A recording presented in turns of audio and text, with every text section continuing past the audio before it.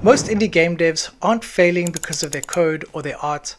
They're failing because of one mindset mistake that almost guarantees their game never makes a cent. And if he fixes one thing, everything else suddenly starts to make sense. So let's talk about it. Everyone says, just make a great game and the rest will take care of itself. Yeah, that's not how this works. Most indie devs treat game development like a hobby, even when they say they want it to become their full-time income. And I'm not judging here, I get it. I personally keep aquariums as a hobby. I'll happily spend hours cleaning filters, buying plants, staring at fish that don't even know I'm alive. But do I expect to get paid from aquariums? Of course not. Because I'm not sitting here thinking, who's my customer? What's my strategy? How do I monetize these fish? I'm just vibing. It's a hobby. But that's exactly how most devs treat their games. They pour their soul into the art, they tweak movement for 3 weeks, they redo the UI 7 times, and then when it comes to treating the game like a product, they disappear. They vanish. That part suddenly isn't fun anymore. The harsh truth is this. If you treat game dev like a hobby, it will pay you like a hobby. If you treat game dev like a business, that's when things get interesting. And I know some people get uncomfortable with that word business. They say things like, but I'm an artist, I don't want to sell out, thinking about money kills creativity, and all of that other hoo-ha. But here's the flip. Calling your game a product doesn't cheapen it. It actually gives more people the chance to enjoy what you built. Because if you spend 2 years on a game and nobody plays it, is that really more pure than spending 6 months on something that reaches thousands of people and pays your bills? I don't think so. Here's the overlooked secret. You're not just a game developer, you're a product creator. Your game is no different from any other product in the world. You need the right product in front of the right people with a clear way to turn attention into revenue.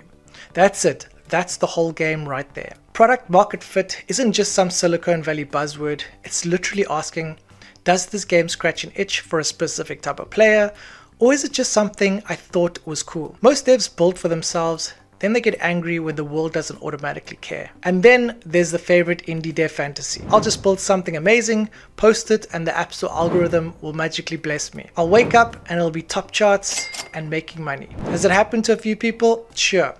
But those are lottery winners. That's the exception. The rule is you go in with a business mindset and you systematically chip away at every obstacle between your game and someone paying for it.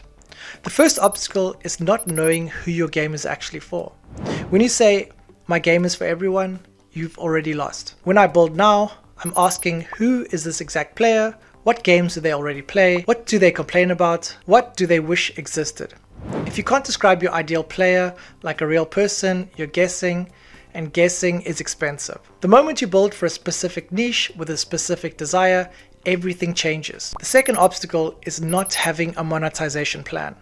Most devs throw monetization in at the end, saying, oh yeah, maybe we'll add some ads, or maybe we'll do some in-app purchases later.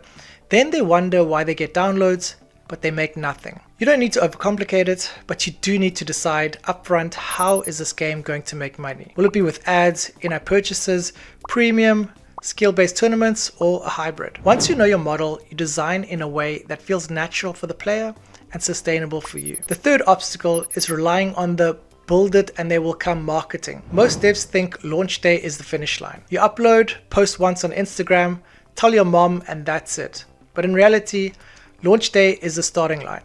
You need a plan for how people will discover your game, how you'll test your icon, your screenshots, your keywords, how you'll get your first 100 players, then the next 1,000, and how you'll learn from them and iterate. You don't need a giant budget, but you do need more than hope.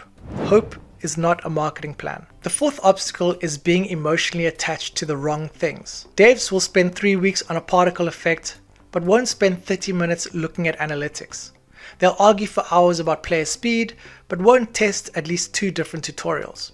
A business mindset flips that. You start caring less about what feels cool and more about what actually works. You fall in love with the results, not just the craft. And the fifth obstacle is not seeing yourself as a CEO. If I could tell my younger self anything, it's this. You're not just a dev, you're the CEO of your own little studio. Even if it's just you in your bedroom right now. A CEO thinks, what are the numbers telling me? What levers can I pull? Where am I weak? And who can I bring in to cover that? When I started, I couldn't code for shit. I had no business being in this industry from a technical standpoint, but I came in with a business and marketing mindset, and that's how I built a 7-figure game business when honestly on paper I shouldn't have stood a chance. Meanwhile, there are so many objectively bad games out there that make money.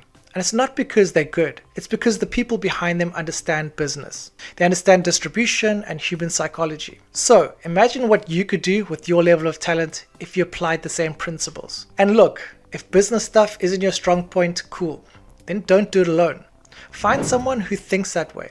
You don't need to turn yourself into a full-time marketer, but you do need to respect that that is half the game. Either you learn the basics or you partner with someone who does. What you can't do is ignore the business side and then wonder why nothing changes. Here's the moment everything shifts. The day you stop saying, I'm just an indie dev, and start saying, I run a game business, you start making different decisions. You stop waiting for luck, you stop praying the algorithm magically finds you, you start designing with intention, you talk to players, you watch data, you plan your launch, you iterate like a scientist instead of suffering like a starving artist. And that's when the unthinkable happens. The game you made for fun starts paying real bills. You get your first $10 day, then your first $100 day, and suddenly you're looking at your life thinking, wait, this is real. That's how you go from surviving to thriving. That's how you go from someone who just makes games to someone who uses game dev to buy their freedom, travel, help their family, and build a life on their own terms. So, if you've been stuck in the hobby loop, here's your challenge. From today on, treat your next game like a product.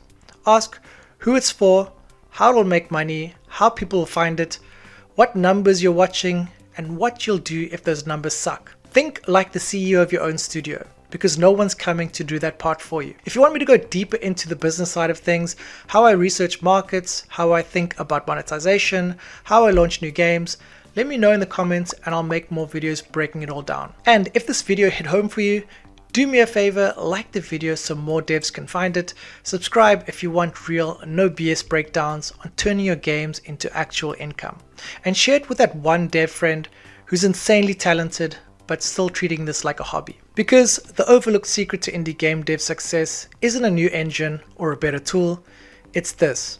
Treat your game like a business and watch how fast your entire life changes. I will see you on the next one. Stay focused, stay consistent, and as always, peace out.